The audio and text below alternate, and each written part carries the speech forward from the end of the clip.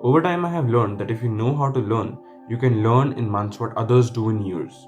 And all you need to know are three things. One, how learning works. Two, the cyclical learning process. And three, the pyramid of learning. Basically, the brain operates in the world through working models or frameworks. And when these frameworks expand, when they explain more than they did before, that is where learning occurs. When you encounter something that you did not understand before, and you explain it, when you understand it, that is where your working model of the world expands. And frameworks apply to all sorts of situations. For example, when you play your first chess game, you will see that all of the moves seem relevant, all of the moves seem sensible.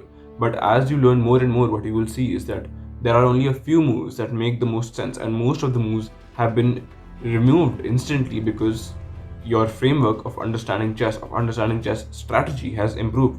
It is only when you encounter novelty that your framework can expand, that you can learn more things. Learning basically means improvement. Learning means correctly explaining what you could before and more, and correctly predicting what you could before and more. The brain's frameworks of the world are basically responsible for predicting what is going to happen and trying to achieve specific goals. For chess, that might be trying to win.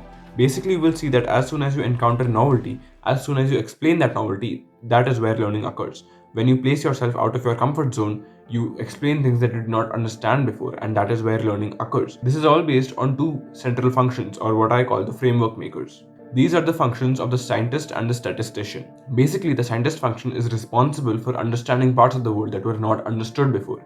It makes frameworks, it makes hypotheses about the world, and then it makes predictions based on those hypotheses. So whenever you are trying something new in chess, for example, if you're trying a new opening, if you're trying a new tactic, if the new tactic works, then that means that the hypothesis has been confirmed, and that is where the statistician function comes in.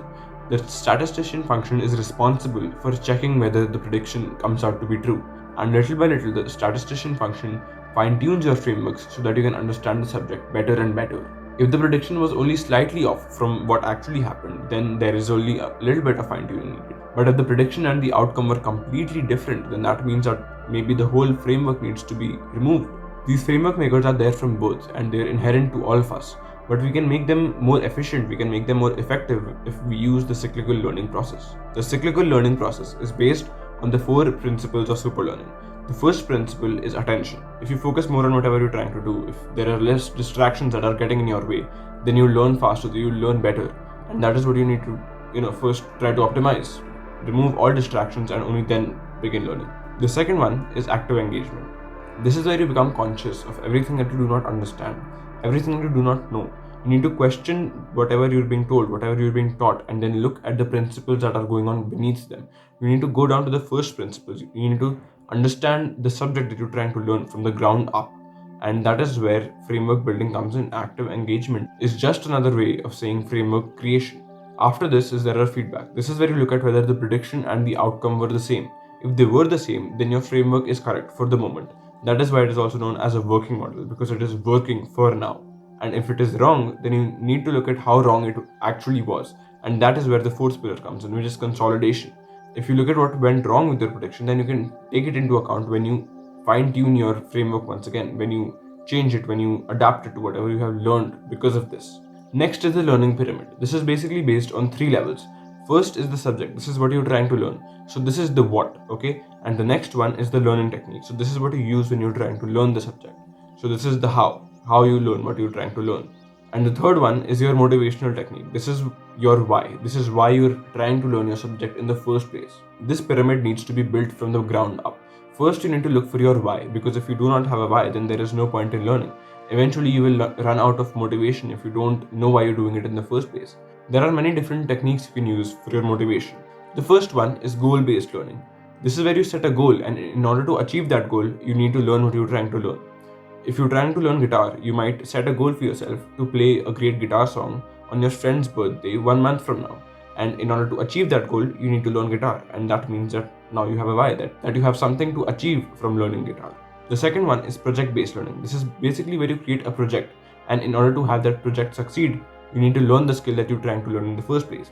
If you create a YouTube channel, for example, you will learn things about video making technology, about filmmaking, about editing, about script writing. And you can create a YouTube channel if you're trying to learn filmmaking in the first place, because that gives you an avenue to use your skill, that gives you a why to learn in the first place. You can also use carrot and stick learning, which is basically rewarding yourself every day that you show up, or punishing yourself every day that you do not show up. Or you can use competitive learning, which is basically where you find another person who is trying to learn the same thing and you turn your learning into a competition. Whoever loses has to buy lunch or something.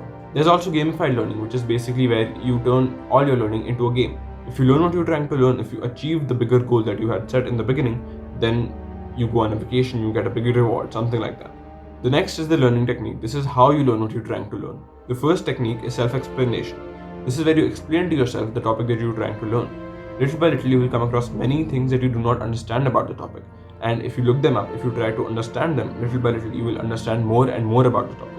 And that is how you understand the topic through this technique. The next technique is elaborative interrogation. This is where you question what you understand. Just like children do, you're supposed to question everything that you understand until you go down to the statements that you cannot question anymore, and you need to build up from the ground. And this way you can build a great base of knowledge, a great base of principles that you can build your knowledge up from.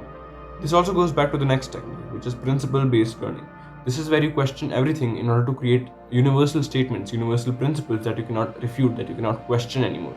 And little by little, this way you can create your knowledge from the ground up, and your understanding will be way better because of it. What you will notice when you look at all of these learning techniques is that they are controlled ways of challenging your understanding, of introducing novelty into what you understand. This way, your knowledge, your understanding becomes strengthened more and more, and that is where learning comes from. You can also make your understanding even more concrete if you use something like power transfer or something like metaphors.